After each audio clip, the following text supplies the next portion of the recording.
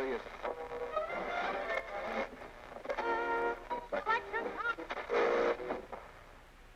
Welcome to the basement. Yo, what's up, everybody? Welcome to the basement. I'm Nolo. Jose, what's going on, guys? What's up, Papa? We're continuing the Papa series. Puerto Rican Day Parade just passed. I'm gonna have to keep going, bro. It sticks. How long do you think it sticks around? The thickness, the pride thickness. You think it dissipates right after, like, the hangover, the Monday morning? Nah, the pride lasts for a while. It starts in the beginning of June. The Puerto Rican Day Parade this year was early in the month. Usually it's not. Usually it's later on in the month, right? I feel like it's always been that first or second week of Maybe I'm June. bugging. But I feel like for like a month before the parade, you start seeing the Puerto Rican flags come out. Right. And then it lasts until like freaking fall. The whole summer you see Puerto Rican flags randomly on people's cars. So I guess. It's gonna be a while. It was how was your weekend? busy. Just doing chores basically. You're playing full-time dad, right? Stay-at-home dad. Stay home dad, yeah. What's that like? It's fun. That's all I can say.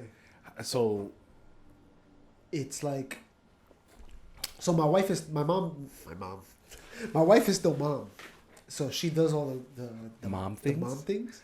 Which Like she what are prepares the- dinner. Okay. You know what I'm saying? But then like she sets me up. She's like, all right, now you got the rest. Like she'll half cook dinner, and she's like, all right, you just gotta do this part, and then you're good. You know. Okay. But because I'm still dad, there's other things. Like I just built a shelf over the fridge. You saw that. I still gotta cover the radiator. I was supposed to do that this weekend. I didn't do it. You did the shelf over the fridge? Yeah. You told me you wouldn't do I it. did I don't know if I actually. So like I gotta do that while kids are trying to put their hands in the paint bucket. You know what I'm saying? So like I'm still. It's fun, bro. I don't know. I like spending time with the kids. We got some new sound equipment, so if I have these weird expressions or I'm a little quiet, it's because I'm constantly checking to see if this thing is even recording. Like, to me, it doesn't feel like it's recording. It doesn't look like it, right? Like, I don't see a bar continuing going. But, hey, I guess we're praying here. I think it's recording. It, Sounds pretty good though. it does definitely sounds better. It definitely costs better. Did you hear anything in the news with the Puerto Rican Day Parade? So, Anything? like, bad happening? Yeah, I usually expect. I usually expect something to happen. I didn't hear anything. I didn't hear anything. Wow, we're becoming. We would become Civil. a little more civil. Wow. Which is, We had when I was young, when I was like in my teenage, early 20 years, Puerto Rican Day Parade was wild, boy. I remember going out there like, something's gonna happen. Somebody's gonna get robbed, shot, whatever, raped. Always, every year. It's always something crazy. This year I didn't hear anything. you were talking about us being a stay at home dad, and that topic actually came up with coworkers of mine, and the whole idea of that that job of being at home, caring for the family, how it's sort of been diminished. Like it's not something women with women rights and equal opportunities, that the idea of being a home parent is below. Yeah. It's so, and Like if you're a woman and you be like, yeah, I'm a stay-at-home mom, they're like, oh, you're lazy. I get it. I was listening to Ben Shapiro, and he puts it pretty accurately that that role, since for a few decades now, is below when it really is an essential role. Straight up. Like it's Straight up. If you want to talk about changing society, the culture, and becoming more enlightened, you have to stick to the fundamentals of being, a stable, reliable parent, and the mother's presence is as equal as the father's presence. But society has it that Yeah. I mean, if you look at it, cultures that have a mom that's active in the child life, meaning like not working the job, but actually staying home with the kids and taking care of them. Those cultures do better financially, right? Better than other cultures that they don't have a dad, so the mom has to work now. So the mom doesn't spend as much time with the kids. The kids are alone a lot of the times. They gotta basically the kid gets home from school and they gotta wait until 7 o'clock before the mom gets home. You know what I'm saying? Mm. They have to raise themselves basically. Those cultures don't do financially as well. Right. Statistically, you think? Oh yeah, for sure.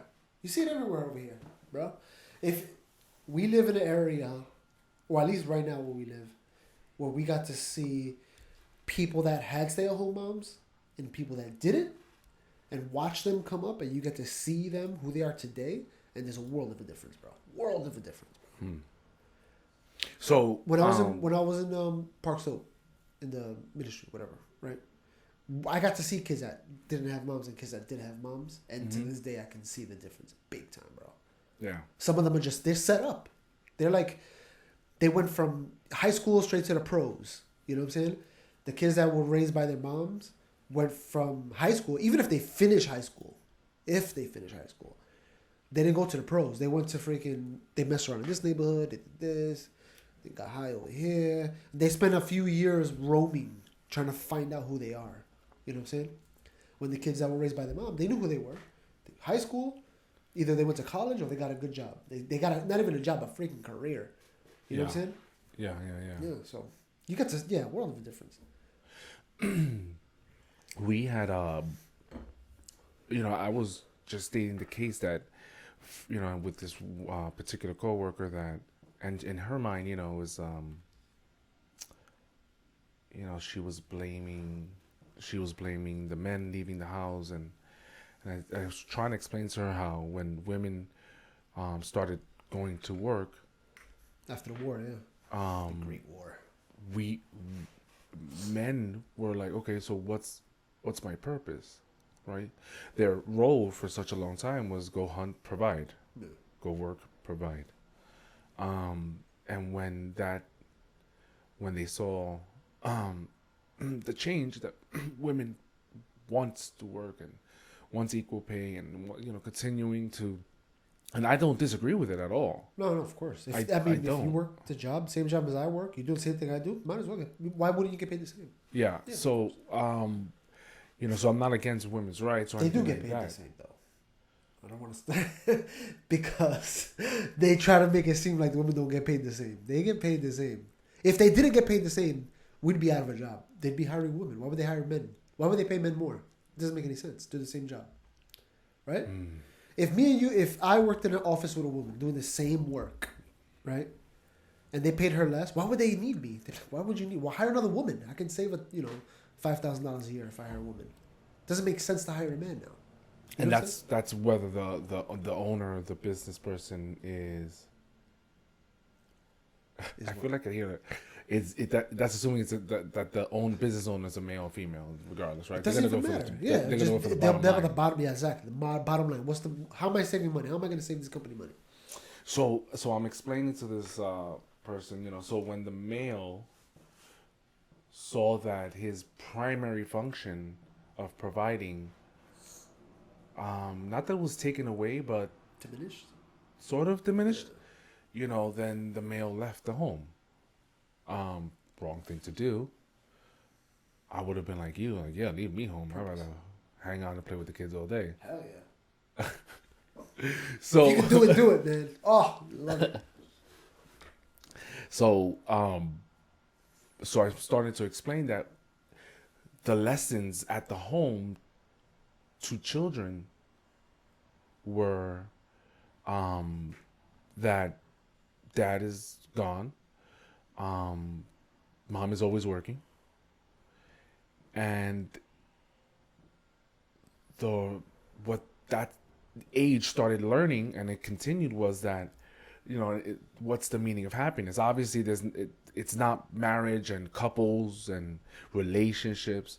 So with the advance of technology and social media, what you have is this push, this thing that in order to be happy, for males, it's how many people you could be in bed with. So they're jumping from relationship to relationship, thinking they have this scoreboard that's supposed to mean happiness, but what they're realizing is that there is no commitment, there's no genuine relationships Well, they never had or that. care, or they never had that. Yeah, because their mom was barely there, their dad wasn't there. So to them, it's just like I don't even know what that means. I don't Right. know how to have a relationship. So the biggest disease, if we would call it that, that's plaguing Americans, and I think worldwide, is loneliness. Um, that's a huge truck, I think. Yeah, it's a big issue. Um, By the way, this is early in the morning. We're at 7 o'clock right now. it is. So yeah, so the males, they're, and for females, it's work, hustle. We don't need no man in our life, right? I can support myself, independence. But what we forgotten as a society is what we're doing to extend I think the most important value is the home, the family value, the mom and the dad working together. And this is why we have what we have today. And it's funny because during this transition, the public schools, at least as far as I can remember it, went from right and wrong answers to how do you feel about that? You know what I think that is too? That's the fact that Because they didn't have anywhere else to. They didn't have anywhere else to. Hold on a second. They didn't really have anywhere else to outlet. you know what I think it is too. It's the fact that there was a point that when I was growing up, you had to be hard. Oh yeah. Oh, that's always been a male thing too, right? We're not supposed to cry. Yeah. Men don't cry. But is that now? Is that like that now? I feel like in The youth? I feel like in some cultures, It's just gotta be a culture thing then. Because these kids nowadays are so soft. Right? With the everybody gotta win a trophy. And this is the generation now that when you're young, you're an activist. You're I gotta fight for my rights. This is what I want. I'm different than the culture before, than the generation before me. And we see it every, whatever. You got your millennials, you got this, you got that. And people are starting to see, there was a point where it was like, you treat people bad, so you must be bad. All right? So you make money, so you must be bad. You know what I'm saying? Because you're different than me, you must be bad. Right? Now, I'm starting to see it, at least in the online world. People are swaying out of that very slowly, though. They're swaying out of it. And I think it's because they're that generation that did that came up with that, is now getting into the workforce, and I think they're starting to see what the real world's about, and they're like, yeah, sometimes you got to deal with people that are bad. Sometimes the guy that makes more money is not an asshole. Sometimes he just got money. He's a good worker. You know what I'm saying? And you're even starting to see the shift in politics. Like, it's always far left, always far left. It's like the biggest thing you see everywhere. And you're starting to see more people on the right pop up. More than I've ever seen before. Before it was just like dedicated on Fox News or whatever. Now you're starting to see it pop up a little bit more. Just randomly, just random people. Like young generation kids. And one of the things I saw online where they were saying, well, these niggas are starting to pay taxes now. They know what the real word's about. So now they're starting to see, oh yeah, my paying taxes does matter. I don't want to pay as much taxes as they want me to pay. Right. You know what I'm saying? I'm working. This guy's not working. Why should I pay for his welfare? They're starting to see it now, You think that's because of the current administration? It could be. I think the current administration definitely opened people's eyes, for sure. A lot of people weren't paying attention to politics until Trump came along. You know what's side note gonna be interesting about recording this early? If this becomes a norm, we're gonna start hearing people waking up. Oh, you hear them upstairs? Yeah, they're gonna be, you're gonna hear the walking and the stomping and the kids. So just a disclaimer, side note. But so Wait, hold on. Let me say. My apartment, the office is like, you saw it's back behind the kitchen door. It's far away from the bedrooms, right? So I'm literally on the other side of the house. Sometimes when I'm in there at night, I hear people above me, like watching TV, and that's not a bedroom, bro. It's a small room, right? And I think they converted it into a small bedroom. There's a hell of a lot of people living up there. what? Sometimes and then I hear a baby crying just in that room, and I'm just like, they got a baby in that room? So the owner of this house definitely owns the squatting house next door. Next door, yeah. So the amount of roaches and stuff that came out, It's like a constant battle. It's gotten a whole lot better. I remember you drew like your line. And you were like, "Don't pass this Don't down." even, and the window's like here to me, so I'm just like looking at the battlefield, like. But it's definitely them. And yesterday when I left for work, they were both out there, and the doors were open. They had all these for sale signs, like they're gutting the thing, and I'm just like, thank gosh, I can't understand how those people were living there with children and don't catch a case. Yeah, it's so bad. But that's poverty, bro. I think there is maybe an awakening. Something's happening Because with all these shootings, with what was it that I was looking at yesterday, that in New York, the suicidal rate, the calls that have been coming into the Center of Disease hotline or something. It's the Center of Disease Control. There was like a 27% increase in calls to hotlines of suicide after the chef Anthony Bourdain. So Rest in peace, brother. yeah, man, and I think that I think there's an awakening that there are a lot of people out there who are genuinely lonely, right? Because this guy on TV, he had a career, he had a fan base. We don't know if it was a mental. There was an underlying mental. With a lot of like alcohol issues and stuff. Yeah, exactly. So to me, that's depression. Another woman that she was like a famous designer. She had killed herself too. Yes. Yeah. And you heard about the note she left?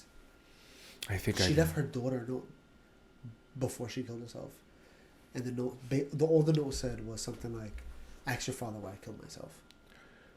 Whoa. And then obviously she asked the father. The father's like, he asked her for a divorce. So I think I did hear this. That's nuts, bro. Like I said, think about where you are. Look, man, there's so much stuff that can go on in the world around you that is not life-ending decision, and people are taking it there. It's I think there's something that people who have attempted but didn't usually say it wasn't even that big of a deal. Did you see? There was a documentary. I forgot the name of the documentary called. I'll look it up and I'll put it in the show notes. As he taps and moves the table. I don't think you can hear that. So it's a documentary. I think it's called The Bridge, and it's a guy. He took a year and he recorded the Golden Gate Bridge, just recording people basically jumping off. He'll just spend time just watching people just jump off. That's a little bit disturbing. Yeah. So I forget how many people actually did. It was like a year. He caught a whole bunch of people committing suicide. Some of them survived. Some of them got stopped. And the ones that survived or got stopped, he interviewed them. Right. All of them said the same thing. The same thing. It was not worth it. It was not worth it. Yep. All of them said, there was one guy, he said, as soon as he let go, he realized, my problems ain't that bad. This was a little overreacting. I'm overreacting, yeah. This wasn't that bad. I should have did that. That was a mistake. As soon as he let go, that's his first thought. I made a mistake. And then he fell and he survived, thank God. But in that analogy, as far as politics are concerned, or decision making or governing, I feel like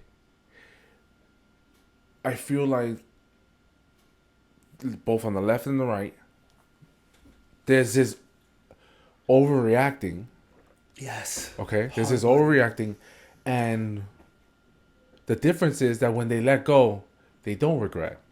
They don't acknowledge, and they don't take accountability for it. Even Trump today was saying, if it doesn't work out, I'll come up with something not to have to answer the question. He laughs. Everybody laughs. I'm like, yeah, that's pretty much it. You can't concede ground. Yeah, you can't. That's it. This is where I'm at. But then again. Did you hear his the whole speech this morning? I did not hear the speech this morning, but watching them, I watched them come out. Did you watch them shake hands in the first time? No. Nigga. It was like watching a crossover episode. It was like watching. There was one show that I like to watch. It's such a good show, and this new show came up just last year. It's a really good show, and now they're gonna have an event where these two shows are gonna cross over. That's what just happened. Like the X-Men scene when the bad guys and the good guys collide. Yes, exactly. Something like that. So it's like I've been watching this North Korea show for years, since freaking 5-6 years ago. Watching documentaries, like it's amazing the way they live, the culture. And then this new show came up with Trump, and it's like, wow, this is a really good show. It's very entertaining. That's a really good show. I don't think people realize the entertainer that he is. Yes. They're so emotional about their own little circle bubble, and you're entitled to it. We all are. But if you stop for a second and just take it like a comedy show. Yes. Look at what he does. And it's really good. It's a good show. God. So this new show, this show that's popping, came out. Then you got this old show that's pretty good to watch every once in a while. Yeah. And then they announced, hey, there's gonna be a crossover event in June. And you're like, ooh, that's gonna be good. You think it's gonna actually happen? And then when you watch them shake hands, it's like it almost looks fake to me. It's like CGI kind of. I was like, is this really happening to watch them shake hands and they're like friendly? You should play a clip. But in regards to that, I woke up ridiculously early. I woke up at like 3:30, and I was like trying to go back to sleep, but I was like, you know what? Let me just get ready, get things started. And I turn on the TV. No, I get a notification on the phone, and this guy starts speaking, and I'm just like, I had to pause for a second because I said to myself, this nigga's the president of the Unbelievable, bro. Unbelievable. Yo, I forgot what I was watching. It is so hilarious to me. Like, the sound's not plugged in. No, everything is. Oh wow, special. We should. That's if we could hear it. This hasn't been tested. Oh, there you go. It could be a nice little commercial for everyone there that we don't get paid for. But yeah, I'm sitting there. I'm just like, it almost seemed like a joke. Yeah. I voted for the guy. I'm just like, I can't believe it. I watched the clip of him being inaugurated, like with the raise your right hand, and then he's like saying, "I, John Donald," and you can see his face. He's like,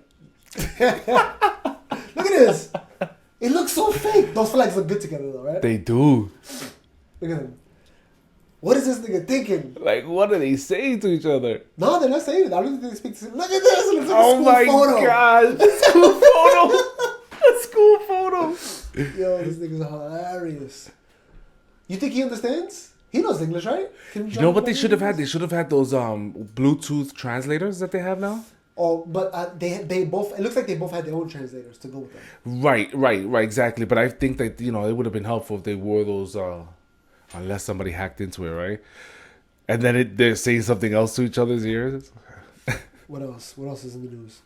Well, this is like the biggest story. So to just stay on course, and we're talking about we're talking about taking responsibility for the stands you take. This is history. Yeah, for sure. This is hands down. Yeah. Regardless of how we got here, this is history. This is history, and people are like, oh well, Bush set it up, and Obama this, whatever it is. This is history. Yeah, exactly. Like the photos, the fact that the awkward, school picture. There was a news thing. I forgot the name of the news agent. It was a German news channel that they broadcast in English for whatever reason, right? But there's a lot of German, and they have to do whatever, translate whatever. The reason why I started watching it is because I was so watching the American news. I'm like, yo, things are not telling us. Why are they not? So I decided to watch some random news agency from some other country, and they break it down. They were breaking down tariffs and how that affects, but they did it for Germany. So the guy broke it down. He talked about bicycles. The example they gave was bikes. They were like how in Germany we don't make bikes. We don't make the frames. So we're a German company. All we do here is basically we assemble the parts and we quality control check it. The actual frame of the bike is made in China. Everything is made in China, right? But there's a tariff that is implemented to go to China, right? The taxes got to get paid for that, right? The guy was like, that's good. Because if they didn't do that, we wouldn't even be able to put the bike together over here. It would only be made in China. But because the tariffs are involved, it's cheaper for them to make it in our country to assemble it. So we make money. Right. So if the tariffs weren't there, we wouldn't have a job. Everything would literally just be made in China, right? But he still doesn't want to pay the tariffs. So they figure out a system. They're like, all right, What we're gonna do is we're gonna get the bike frame made in China. We're gonna ship it to Taiwan to get it painted or whatever, and then they're gonna ship it to Germany. So it doesn't come from China. So the tariffs are smaller, right? So then the German government finds out. That's what they're doing. So they put tariffs on Taiwan. All right, fine. We'll go to Vietnam. All right, and they've been just playing this game. He's like, I just gotta do it to make money, you know. But if there weren't no tariffs, I'd make no money. I'd rather play this game than not play the game at all and just be asked out on the job, you know. And then they went into the family's house, and they were like, he was rich or whatever. No, I'm not rich, but like well off. He owned 2 bike companies, whatever. And they were going through his house, and they were like, all right, we're in your living room now. Show me one thing that's made in Germany in this living room. And they were looking at tags. Nothing, not this, not this, not this. You know what they found? A sewing machine, an antique sewing machine. They're like, oh, this was made in Germany like 50 years ago. Whatever. Then they went into the pantry. Then they only left things that were made in Germany. It was like 4 things. They emptied out the whole pantry. It was like 4 things just in there. And they were like, everything is made in China, China, China, China. And then they're like, this is why they have tariffs. So I don't know why I got into this tangent. I think I can maybe tie it into the fact that the question is, what are they going to complain about next?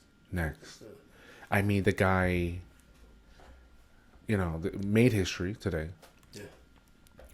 And I think that's what they're going to focus on is the summit, the G7, whatever. No, I didn't see the picture. I just listen. I'm a listener. What is it, G7? I don't know if it's G7, G5. Why do they have these codes for it? Some Illuminati stuff. Always. It's always the Illuminati stuff. That's not the one. That's not the one. Damn it, it's close. Is it this one?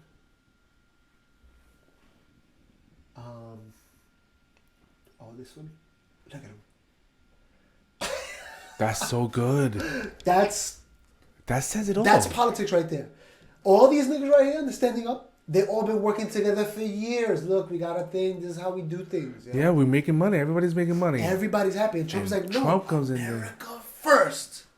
I don't care how y'all make money. I want to know how we're going to make money. So do you think it's... Just sign the treaty, Mr. President. No. If we're not going to benefit, I'm not signing. And then the news agency I was telling you about yesterday, they were talking about the different countries have different... I forget what they call it. But it's like they subtract how much you make, subtracted by how much money you make off of stuff that you sell, subtracted by how much money you spend on stuff you buy, and they showed the deficit that we have. America has $500 billion down. We buy more things than we sell. And they were showing the EU and this and that, and they're like, they focus on Germany more because it was a German news, and they were like, Germany likes to tell people buy from other countries because it helps the world economy. But Germany doesn't like doing that. They like to put tariffs, they like to do this. He's like, they don't practice what they preach, right? And they're like, you know, they have the nerve to tell America not to put tariffs. When America has all the freedom that they, you know, that they should do it. They could do it. You know, because they're $500 billion deficit. They got to do what they got to do. Right. Before you do it, America's going to be broke. It's even though we sell entertainment. That's our main product that we ship. Entertainment. Worldwide. Entertainment. They sing like us. Yep. They dress like us. They talk like us. The whole thing is damn. That's our main export. Entertainment. Hollywood. We got music industry. Everything's here. It's here. Yeah. That's our main export. And they don't even mind. Like, I don't even think they mind us here. Like, I think if it was the other way around, as far as Americans are concerned, no, we don't. You know, yeah. All conceited. Think about it. I mean, we're different because we're Spanish, but let's just imagine listening to music from another country, other than a Spanish country. Have you? I have. Like indie music? Indian? Yeah, like they be dancing like crazy though. No, I never listened to it. Like for fun, like listen to it, like, oh, it's my jam. Like run into one of those channels once upon a time? Oh, no, but I'm saying like you like that song. Like, oh man, that's freaking Punjab. No, I'm just saying just witness, you know, just watching it. Like no, but I'm saying like they consume it because they want to. They want to consume it. Like I like that Jay-Z. I was just watching it because I stumbled upon this thing. That's what I'm saying. Like we wouldn't. I can't even imagine another country that I listen to. I mean, obviously Spanish because we speak Spanish, but what else? You stick to what you know, right? Yeah. But even I wouldn't watch most Spanish programs. Spanish TV is horrendous. It's it feels like a parody. It feels like they're so overacting. It's ridiculous. You know, I felt like that when we first started with the cameras and everything. It was just like, subscribe, like our channel. I hate that. I hate that so much. Yeah, it does feel like that. And it's funny how it's entertainment. Yo, it was my grandmother's 80th, and they hired a comedian. They hired a comedian? They hired like a comedian. She almost seemed like, you know, those the clowns you rent, the people, they come with the little clown outfit. Yeah. I don't know what they're called, but so we're all chilling there, and a majority of us were from New York, and you know, obviously the economical differences between our family there and our family here. So we basically paid for a majority of it. Yeah. Boom, I said it. But they arranged it, right? Because it's their thing. They live there. They know what grandma was into and not. So it was like, okay, yeah, leave it to the older people. And yo, this lady came on, and she was just so quirky. And maybe it was because we didn't understand that fast Spanish. But yo, the cousins from New York were all looking at each other like, what is that? And we were all sitting together. I was like, this is what they find funny. You know what's funny? This is entertainment to them. When this is like generations ago. This is like 10 years ago. I went to a Christian comedy thing, and it was the worst comedy I ever heard in my entire. I did not laugh. I was more uncomfortable than I was entertained. I was just like, that wasn't even funny. Like, why are you guys laughing? Don't give this guy a laugh. He's going to think he's funny. He's going to keep trying to do this. That's not fair. Don't encourage this behavior. Don't encourage it. Don't do that. We gotta deal with this forever. Yeah. That's hilarious. And it was just like. So even back to what we were saying, even in my own native land, like, I can't watch what they're watching. It's just way crazy. Way too animated. You know. So, speaking of entertainment, did you see anything with? Oh man, did you hear about Miss America? No. Something happened. I know something happened because it was on the news, but I don't remember. What's Miss America? What do you know about that? I just know that something happened. I don't know. No, what do you know about the actual Miss America content? In your own words, what would you describe? If I had never heard of it in my life, what would you tell me about it? It's about women in bathing suits, and it's the only program men watch. And yeah, the prettier person wins. Exactly. Right? I mean, so apparently, did I get it wrong? No, that's a good description. Wake up, Jose. It's time. This is time to face reality. So apparently what they did with the Miss America contest is that they got rid of the swimsuit competition and they got rid of the nightgown competition.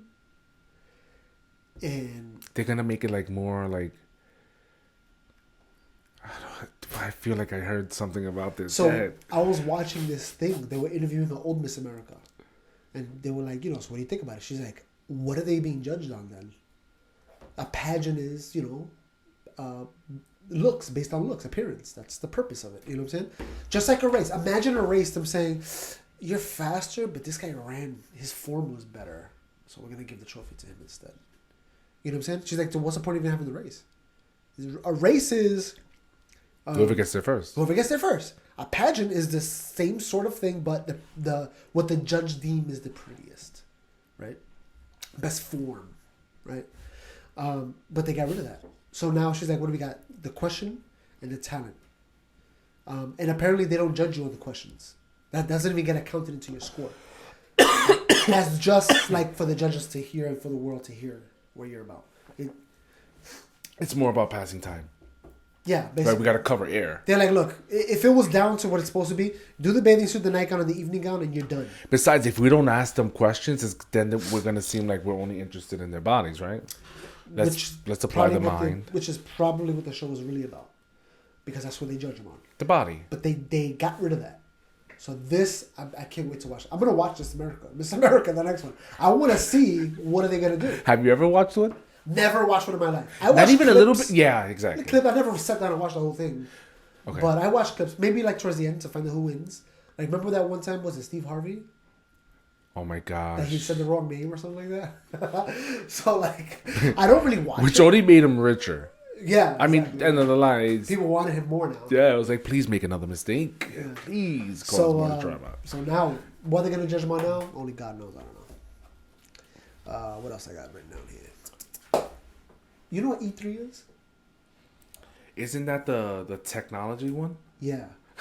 But the one I paid more attention to was the gaming aspect of it. Okay. There's a lot of new games coming out now. Some stuff that you watch and you're like, wow, that looks real. That looks so real. We were looking at that Spider-Man game. That Spider-Man one is legit. That it's not like real, but it's like a million times better than the stuff we played when we were little. When we were little, Spider-Man kind of looks boxy still, right? Like boxy. You seen the? Yeah, he does. But I feel like he. You seen the preview to Damn, I lost my frame of thought. Speaking of Spider-Man, did you see the preview to the new Spider-Man cartoon? That's exactly what I was thinking, bro. Oh wow, That's amazing. That's Oh, did you see it? it looks pretty good. How many Spider people are there? Well, technically, Marvel there's different universes. So in different universes, different Spider people. So There's some of them. There's no Spider-Man. Some of them, it's a black Spider-Woman. it's a black Spider-Man. He's half black, half Puerto Rican. Yes. He's from New York, which. So, I like Spider-Man because he's a white kid from Queens, which fits, right? Miles Morales is the new Spider-Man, or technically he's from another universe. I think he's from Harlem. So of course, if you're from Harlem, what are you gonna expect? Black and Puerto Rican, and that's what they did. His name is Miles Morales. His last name is Morales. So I was like, Did you read this? the Spider-Man comic? Yeah. I read some of it. I mostly read it. The universe that he's from is called the Ultimate Universe. So, he's from that universe. Not the original Marvel universe. That's the white Peter Parker Spider-Man. This is a different one. In fact, this universe had the Peter Parker, but he died. And Miles Morales somehow got the part. They got bit by So who was the guy training him? of the, I don't know. Supposedly that's the Spider-Man from that universe. But I don't know how they're going to do it. So he didn't die? I don't know how they're going to use the story. They always change. Obviously, he didn't die because he's training the kid. Well, in the comics, he's dead. So, because in the comics, so there was an event that happened in the comics where the universes combined because Doctor Doom did something crazy, whatever. Besides the point. The point is that some survivors from different universes wound up in the regular universe, and they live there now because their universe got destroyed. Right. They're like refugees, basically. So the Black Spider-Man is now there. He's in regular universe now. So what the comic books do basically is that they have these different universes and they release their characters. The most popular character, they're like, we can't get rid of him. We need to somehow figure out a way to keep this character because he's selling comics. So they moved him into the regular universe to keep him. Because everybody liked him. He's just a kid. Just like the regular. That's what like people like about the regular Spider-Man. He was just a kid, you know. But his powers are like different, sort of. Like I think he has camouflage and he can shoot like shock. He can shock people like venom or whatever. I don't know. So his powers are slightly different. But he still has the senses and stuff like Yeah, that. he still got the same the classic Spider-Man.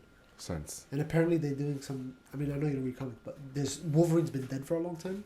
Right. So they're bringing him back, and apparently he has a new power, which I hate when they do things like this. But the new power is basically his claws. Every once in a while, they haven't said why or how. Every once in a while, his claws get really hot. I don't know what that means. Just like hot, just like flaming hot. I don't know what that means. I don't know what that means. Like fire or like Like melted steel, like hot, like red molted. hot. Yeah, like red hot. I don't know what that means. So not only can he stab you, but it's gonna. Man, the popular characters, they figure out a way to multiply them. Well, I guess you have to because the actors, get old. No, I'm talking about the comic books, right? So the comic books, you got Wolverine, popular character, right? Everybody knows who's Wolverine, and then they duplicate him by his X-23 is another experiment that did just like Wolverine, except as a girl. Then they have another one. He has a son for some reason that something very similar, same sort of powers, except I think the son has claws in his feet or something. Also, something crazy. But they always figure out a way to duplicate the hero that's popular. Right. Spider-Man, there's a whole bunch of Spider-Man. Captain America, there's a whole bunch of Captain Americas. You know what I'm saying? They figure out a way to duplicate. Did you see the interview with Patrick Stewart and him sort of suggesting or hinting towards him, Picard, potentially season 2 of this Star Trek Discovery? Really? Yeah, so the way he phrased it, you know, could they add him to the series? I mean, sure, I guess.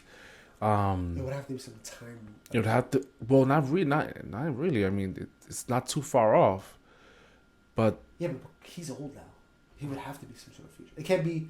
It would be a really young him. But I think what they're saying in the article is that it's more likely that he's probably gonna show up as a director in one of the episodes of the second season. Not playing Picard?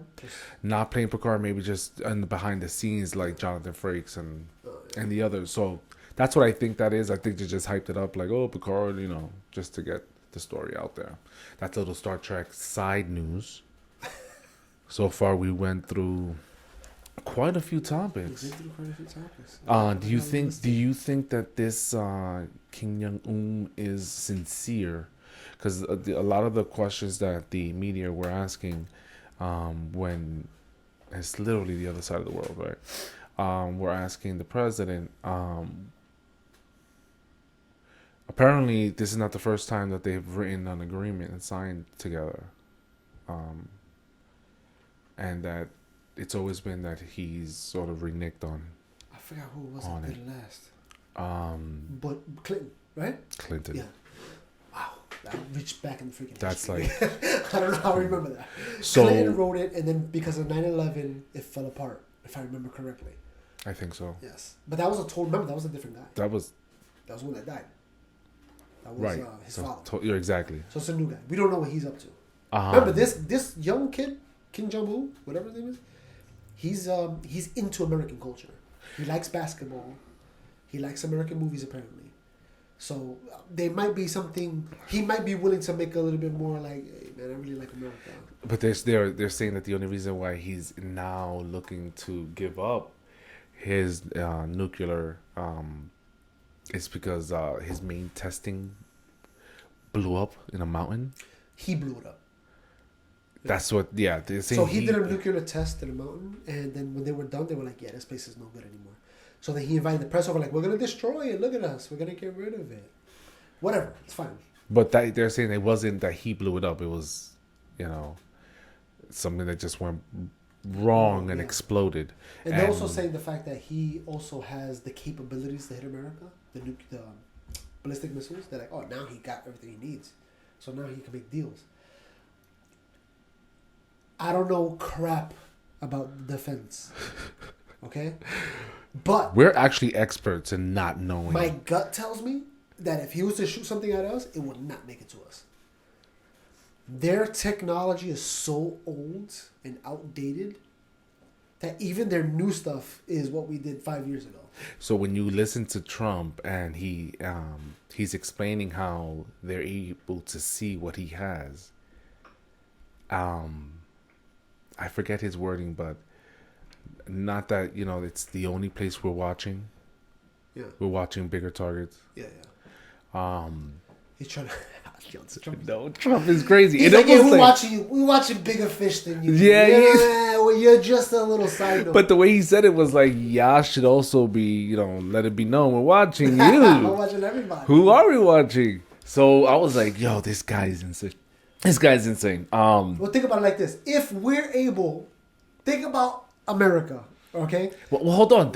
When he's explaining this thing, he's like... Seeing his reactions, like, we got some incredible technology. Like, he's been put on to... Like, we don't even know, right? The media doesn't know exactly the government, the military. When they say, when they give you the stats of a tank and there's parts that's like classified. Yeah. Like we can't tell you how much armor it has on it. They're not gonna give us the exact details on the president's motorcade, right? It's not gonna happen. It's a secret. So You saw that he showed Kim Jong Un. yes, I know. He's like, yo, check him out. Check it out. It's like two dudes. They like get to know each other. Like, oh, yo, you gotta check out my car. You gotta check out my ride, bro. I saw you got the human shield though. That's dope. I like people. As soon as he walked up to the car, they ran over like, oh my gosh, bro. Yeah. So, but the way Trump is Human explaining, shield didn't work too good for American presidents. I don't know what? if you noticed, human shields didn't work too well for American No, it didn't at all. because JFK had a bunch of people around him. And then not one of them took a bullet. So the way he's explaining like our technology, he's almost shocked. Like you could but Trump. Like you could see his reaction. Like we got some crazy technology. You should see some of the things that when we I have. become president, they didn't tell me everything. They just told me now. Trust me, we got something. We got some crazy alien technology. Also, like I was saying, America as a country, right? Country meaning our government and our private companies together as an entity. This is what America has, right? Because if we go to war, American companies are not going to go to freaking our enemies, right? We saw that with World War II. Ford didn't go to freaking Germany and was like, all right, let's hook you guys up. They were like, no, we're an American company. We're going to make you tanks. We're going to make you Humvees, whatever, right? All right. We have sent things into space to other planets that scan it with ground penetrating radar to see what's under the ground in other planets. Right? So imagine what we have on our own planet. That's so simple, just throw it up in the air. Compared to sending it to another freaking planet. Yeah, the we challenge. can see on the ground. You can't hide nothing from us. The stuff that they show the media when they show pictures of the thing, the government's like, that's a joke. That's a camera. Well, I just threw a camera into space and took a picture of it. Yeah. We can see under the ground. We can see deep under. We know what's down there. You know what I'm saying? And we can not only do we see, but we see in different spectrums. Yeah. Our technology can detect in different spectrums. So, and a lot of the advancements, believe it or not, come from a lot of the technology we get comes from the sea life, the sea world animals and stuff. A lot of it, like the self-driving technology, a lot of it has to do with what we're learning from nature and science. Yeah. I mean, what we're capable of, is unknown really too, and no one really actually knows what we're capable of. But it's hands down. And I keep having this conversation with certain individuals, and they still believe that other countries can destroy us. Well, I never had this conversation with Russia. Half of Russia is unusable. They don't even use. They drive through it. Siberia. They don't do nothing with that country. It's only the eastern part that's close to the European Union. That's the best part. The lower half. The top part is almost unused. They're like, Russia's such a big country, but we're like, you don't even understand. They got a lot of people. Don't get me wrong. Right. But they're so underdeveloped that they don't really cause a threat to us. Unless we're the country right next door. Then we might have to worry about them. But we're so far away from them, they gotta get to. Russia has no access. I don't know if you saw the thing that Wilson sent to us. No. Russia doesn't have access to sea ports. Every port that they have is either frozen over most of the year, or they have to go past another country to get out into the ocean. And the countries that they gotta pass by are our allies. There's no way Russia could escape without us knowing. You know what I'm saying? So, and we are America's air superiority. There's no country that has the air dominance like we have. So to go back to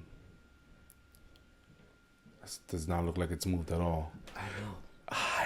Something's happening though. Look at it. Little green lines are moving and numbers are moving. Are those? Is that a timestamp? You think? I hope so. Well, do tell me. If it is, we've been recording for 117 minutes.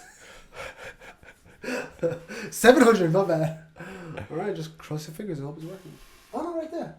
That's the time for the other program. All right, but to go back to North Korea. Yeah. Do you think that he's realized I'm missing out? Yeah. Look, I'm missing out in this. Yeah, probably. I'm not making money. He's not. Do you think he's been like he woke like I gotta get part of this. Have you seen South Korea? Yeah, but do you think that that's what it is? You think that it's like I need to start making. There's money to be made. Yeah, I'm not talking. I'm just here. There's no trading. Like they're known as a hermit kingdom because they don't talk to anybody. do you think that he feels less threatened by us? I don't know because Trump said some crazy stuff to him. Said he's gonna bring him fire and fury and Brimstone and yeah, right. And I think nobody's ever threatened him like that. So I think that might be a point where he's like, you know what? Or do you? I think I don't know. I would think that it also has to do with.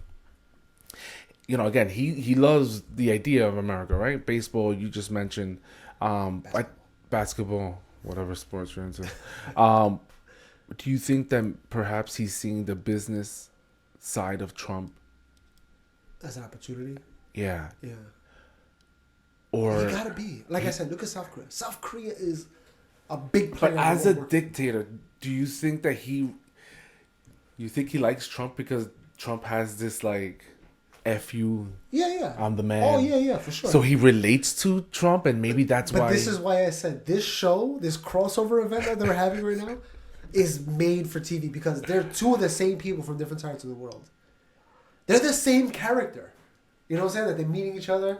This guy thinks he's the best. I'm God over here. This other guy's the president. I think I'm God over here. They're like, it's American Gods. It's a crossover event, bro. It's the best show by far. When I saw them shake hands, I got so like, so giddy. Like, oh my God, I can't believe this is actually happening, you know? I know. So when I saw him talking about, and he's reading, the agreement on it, I'm just like, this is insane. There was a point where they're like doing like a press conference or whatever, right before they be alone to talk. And Kim Jong-un says, we've had a lot of things in the past, but we've gone through it and we're willing to work together. And then Trump looks at him and smiles, and he gives him another handshake right there. Yeah. I was like, oh my gosh, they're more friendly. So Germany is our ally. Right. We're more friendly with, so far what I've seen, with Kim Jong-un than we are with Germany. I think, this might be a stretch, but I think that you have a fan in Kim Jong-un. Oh, yeah. This is going to be such a good thing. It's going to be good for North Korea, for sure. America, we're not going to benefit more of it. Maybe Trump says, F you other people and your tariffs. I just got another resource that I'm going to make money off of. He's going to make money off of. You saw him talking about the beaches? He was talking about in North Korea. He was like, the most beautiful beaches. Oh my God. And he was like, he's already like, I'm going to build a hotel. He was like, can you imagine how many hotels you could build, how beautiful. And he says, I think, don't quote me, but he's saying he had this conversation with Kim Jong-un about, you could build all these hotels and I could just imagine, Trump is a businessman. Yeah, he's thinking about money. He's thinking about money. How can we utilize your Kim Jong-un must be like, you're right, we got to open this border. Well, I just said before about Germany talking about China, things made in China because it's cheap labor. Right. Imagine if North Korea was like, build our factories over here. Yeah, we'll pick it up. You think China gets paid a little bit? You think I don't pay my people anything? I pay them in rice. Yeah. All right. They're lucky they have TV of broadcasting. So imagine if America, we're gonna start seeing things made in North Korea. Instead of made in China, it's made in North Korea. So, wow. So the sanctions, they didn't lift the sanctions, and I would imagine, why would they? I mean, this is too early in. Yeah. You don't want to in the stages. Like hold on, they promised to return the remains of soldiers. Okay. Which a lot of people were asking for. Wow. And the immediate, obviously the big thing, the immediate denuclearization, right? I didn't watch the press conference. Did they denuclearize? Did they say we'll give out? 100%. What? Yo, he did it. This is nigga, yo. That's what I'm saying. Like, pull it up, type it up. Oh man, I wish typing up.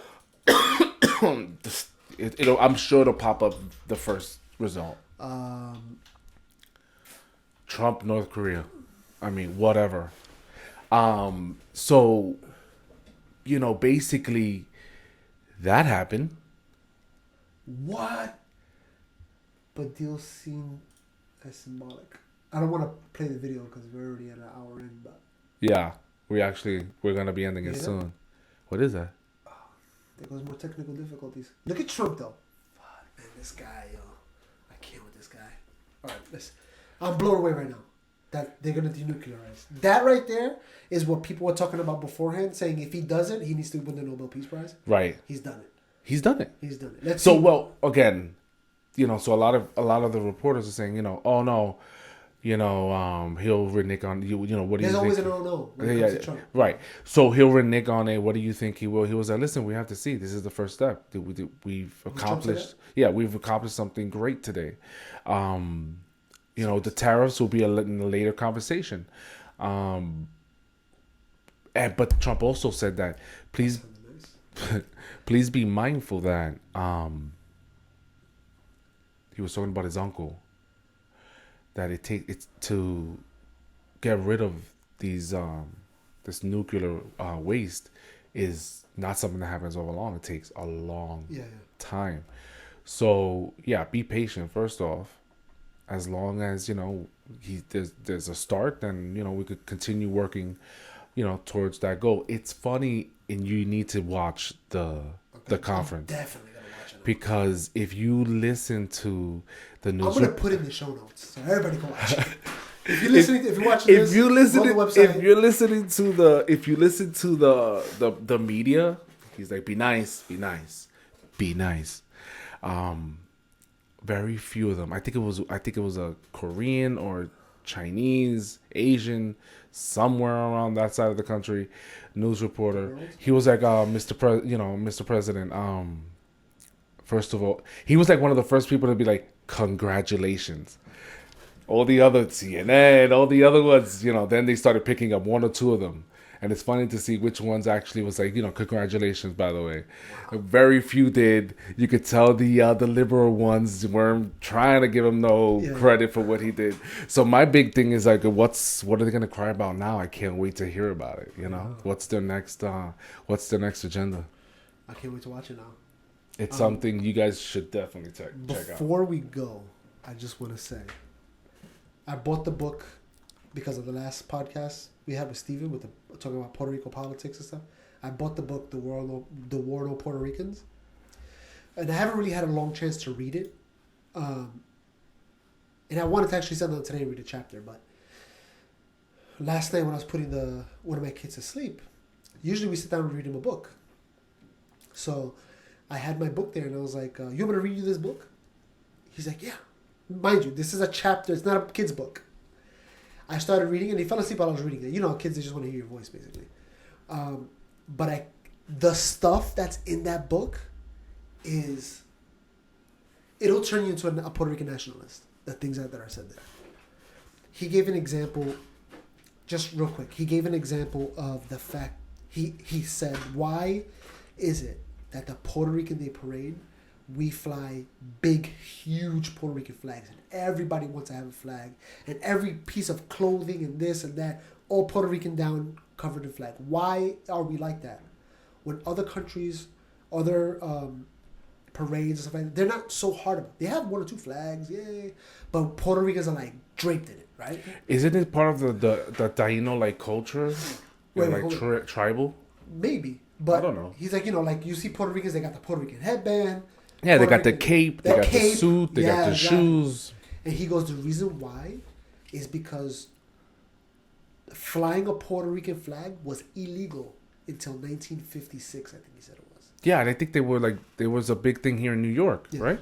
So ever since they became legal, Puerto Rico was like, hell yeah, finally. And ever since that point, we've been repping the flag hard. It's never gone away. Every year, we got to outdo ourselves every year. He gave an example, I forget the guy's name, of a Nobel Peace Prize winner. A guy that won the Nobel Peace Prize decided to fly the Puerto Rican flag. They put him in jail for 20 years for flying the Puerto Rican flag.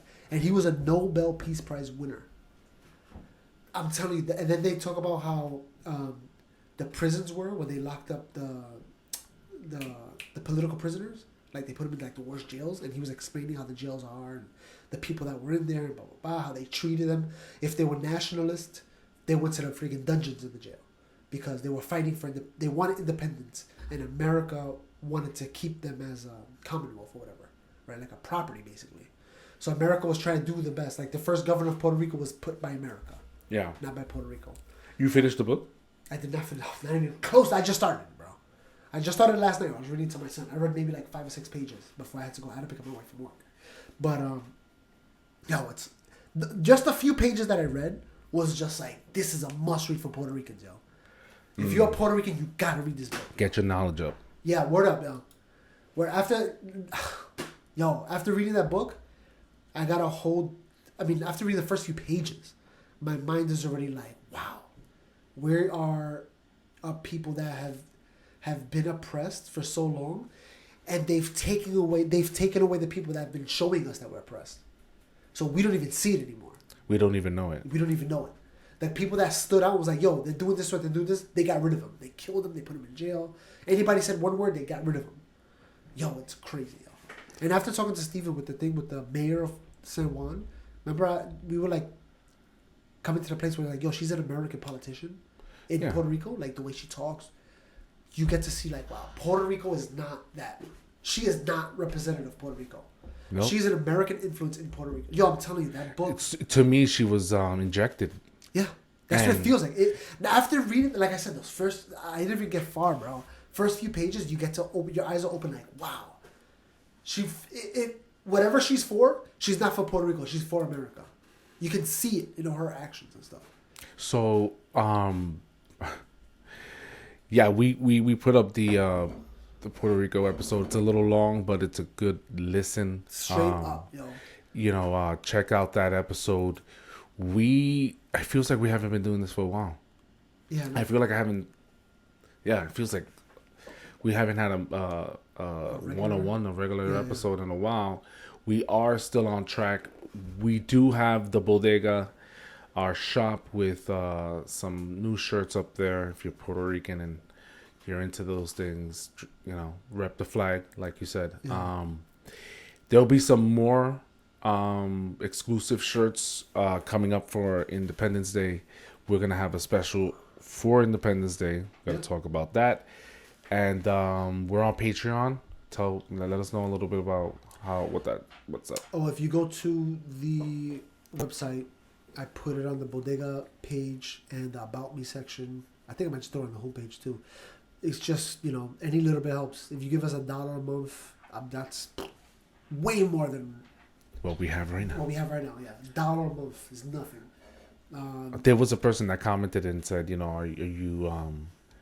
are you gonna put any of the money that's earned towards helping with Maria and well, what I did was I put on the bio for that episode. Where's my mouse at? I put a link to a non-profit that basically helps out Puerto Rico in this times, like, you know, with the financial right crisis. Because the idea is we are a new entity, and it's easier for us to source you to a reliable. That's interesting that your mouse makes that feedback, but this one doesn't. It's right here. Look, help support Puerto Rico in these hard times. You click on it. Yeah, you click on that, and it'll take you to another website that's more reliable as far as you know, making sure that Puerto Rico gets the funds and the relief that it needs. Someone else commented that in that 1 minute clip that you put on Instagram, commented that the person, I don't know the person's handle, but they were just basically saying, you know, I pay enough taxes. I'm not sending money to Puerto Rico. Well, that's everybody's, you know, they got their own opinions. That's fine. It's more for the people that feel like they need to make an impact. This is my country. This is where my people come from. Well, I was gonna say is that if you look at other cultures that are, I would say better off, they stick together. Yeah. That's the whole point. And maybe that, I hate to shout this guy out, but maybe that attitude is exactly why we are where we are now. Yeah. I mean, if you think about it, Israel, every Jewish person in America donates something to their country, Israel. And Israel is a powerhouse in the Middle East. It's the strongest country in the Middle East, right? They make so much of their money by people giving them money. Right. And if you listen to the episode, the Puerto Rico episode, what is it called? Puerto Rico Wakanda, I think I named it. Yeah. If you listen to it, and if you donate, even if you donate 1% of your taxes to Puerto Rico, if every Puerto Rican that's living in America was to donate that, we'll be out of debt in like 5 years. Puerto Rico will be out of debt in 5 years. Puerto Rico could be the strongest country in the Caribbean. We're already halfway there. We already got we're Americanized. We're already halfway there. You know what I'm saying? We just need if we were to get independence, I guarantee we'll be the strongest country in the Caribbean. It's guaranteed. Yeah, I can't even imagine another country that's even close to us. We have bases and ports that have been pretty much provided. We're the first major island when you come into the Caribbean. You're coming in. Yeah, we can defend it. So gaining our independence would entail a contract or a treaty with the U.S. to remain, in that aspect. That's the security of this hemisphere. Yeah, it's in the best interest of both countries to, if it were to happen. And to I was keep always relations. of the mindset of leave Puerto Rico the way it is, let them remain a commonwealth, because we don't pay federal taxes, but we benefit from America. Right. But then doing some more thinking, it's like, man, if we were independent, we wouldn't have to pay any taxes ever. We start fresh. The Jones Act wouldn't even affect us. We can trade with any country in the world without going through America ever. We're missing a real leader, real good leadership to step in, with the knowledge of and the history of our people, our country, and I think that's until then, we're just gonna see more of the same. Yeah. And Stephen was saying it before, we need to take responsibility. We have to stop letting another country tell us how to act, how to be, how to live. Who we are. We gotta stop that. You know what I'm saying? It's the welfare mentality. We're stuck on it. We gotta be of the mindset of taking charge of our own destiny.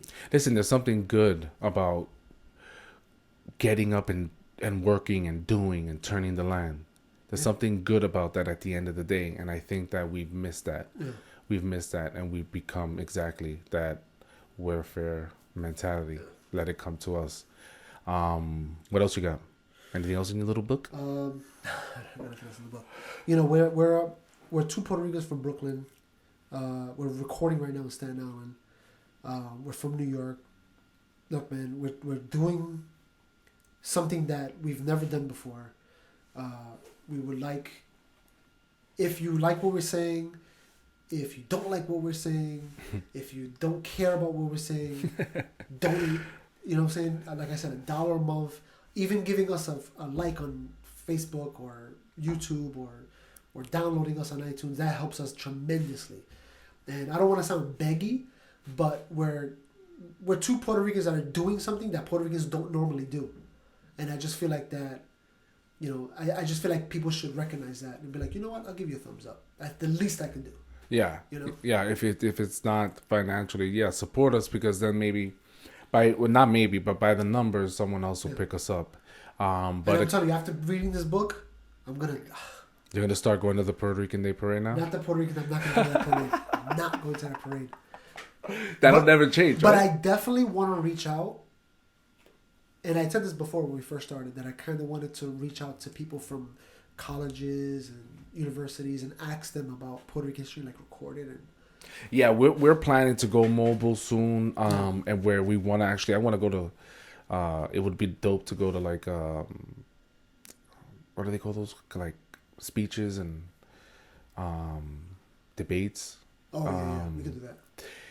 Just to broaden our social network and what people are actually thinking out there. Let us know what you guys think. Yeah, of and course, we'll bring all that stuff. We're gonna bring it to you right here on the show. Bring it right into the show. So leave us a comment. Check out the website. Check out the store. That's the basement. That's the basement. Peace.